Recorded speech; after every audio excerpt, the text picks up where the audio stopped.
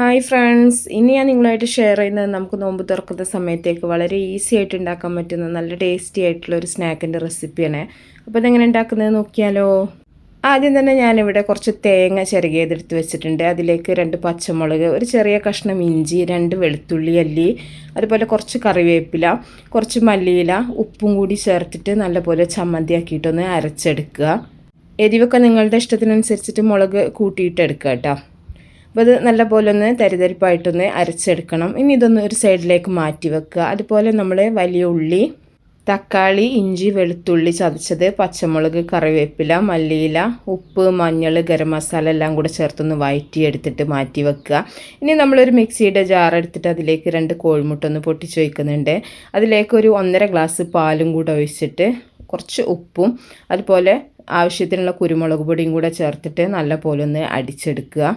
അപ്പോൾ ഉള്ളി മസാലയൊക്കെ ഉണ്ടാക്കുന്നത് ഞാൻ കാണിച്ചിട്ടില്ല കേട്ടോ. അതൊക്കെ എല്ലാവർക്കും അറിയുന്ന കാര്യമായതുകൊണ്ടാണ്. നല്ല പോലെ ഒന്ന് അടിച്ചിട്ട് ഒരു ബൗളിലേക്ക് ഒഴിച്ചു കൊടുക്കുന്നുണ്ട്. ഇനി നമ്മൾ ബ്രെഡ് സ്ലൈസസ് അതിൻ്റെ ആ ഒരു സൈഡ് ഒന്ന് കട്ട് ചെയ്ത് മാറ്റിയിട്ട് ഇതുപോലെ ഈ ഒരു മുട്ടയുടെ മിക്സിൽ ഓരോ ബ്രെഡിൻ്റെ സ്ലൈസ് ഒന്ന് മുക്കിയെടുക്കുക. ഇനി നമ്മളിതൊരു പാനിൽ വെച്ച് കൊടുക്കുകയാണ് ചെയ്യുന്നത്. പാനിൽ ആദ്യം നമ്മൾ കുറച്ച് ഓയിലോ നെയ്യോ ഒന്ന് തേച്ച് കൊടുക്കണം. അതിനുശേഷം തീ ഓഫ് ചെയ്തിട്ട് വേണം നമ്മൾ ഈ ഒരു ബ്രെഡിൻ്റെ സ്ലൈസ് ഇതുപോലെ ഒന്ന് നിരത്തിയെടുക്കുക. അതിൻ്റെ മുകളിലായിട്ട് നമ്മൾ ഈ ഒരു ഉള്ളിയുടെ മസാല ഉണ്ടല്ലോ അത് ഇതുപോലെ ഒന്ന് നിരത്തിയെടുക്കുക. അതിൻ്റെ മുകളിൽ പുഴുങ്ങിയ മുട്ട ചെറിയ കഷ്ണങ്ങളാക്കിയിട്ട് ഇതുപോലെ ഒന്ന് വെച്ച് കൊടുക്കുന്നുണ്ട്. ഇതിന് പകരം നിങ്ങൾക്ക് ചിക്കനോ ബീഫോ ഒക്കെ നിങ്ങൾക്ക് വെച്ച് കൊടുക്കാം. ഇനി ഒരു ലെയറും കൂടെ ബ്രെഡ് ഇതുപോലെ മുട്ടയിലൊന്ന് മുക്കിയിട്ട് ഒന്ന് നിരത്തിയതിന് ശേഷം അതിൻ്റെ മുകളിൽ നമ്മൾ നേരത്തെ റെഡിയാക്കി വെച്ചിട്ടുള്ള ചമ്മന്തി ഒന്ന് നല്ല പോലെ ഒന്ന് പരത്തിയെടുക്കുക. അതിൻ്റെ മുകളിൽ വീണ്ടും നമ്മൾ ബ്രെഡ് മുട്ടയിൽ മുക്കിയിട്ട് വെച്ച് കൊടുക്കുകയാണ് ചെയ്യുന്നത് കേട്ടോ. അപ്പോൾ ആ ഒരു സൈഡിലേക്ക് വെച്ച് കൊടുക്കേണ്ട ആവശ്യമില്ല. സൈഡൊന്ന് നല്ല പോലെ ഒന്ന് ഒട്ടിക്കിട്ടാൻ വേണ്ടിയിട്ടാണ്. ബാക്കി വരുന്ന മുട്ടയുടെ മിക്സ് ഇതിൻ്റെ മുകളിലായിട്ടൊന്ന് ഒഴിച്ച് കൊടുക്കുന്നുണ്ട്. ഇതിൻ്റെ മുകളിൽ വേണമെങ്കിൽ കുറച്ച് മല്ലിയിലൊക്കെ നിങ്ങൾക്ക് വേണമെങ്കിൽ ഇട്ട് കൊടുക്കാം. ഞാനിപ്പം മല്ലിയിലൊന്നും ചേർത്തിട്ടില്ല.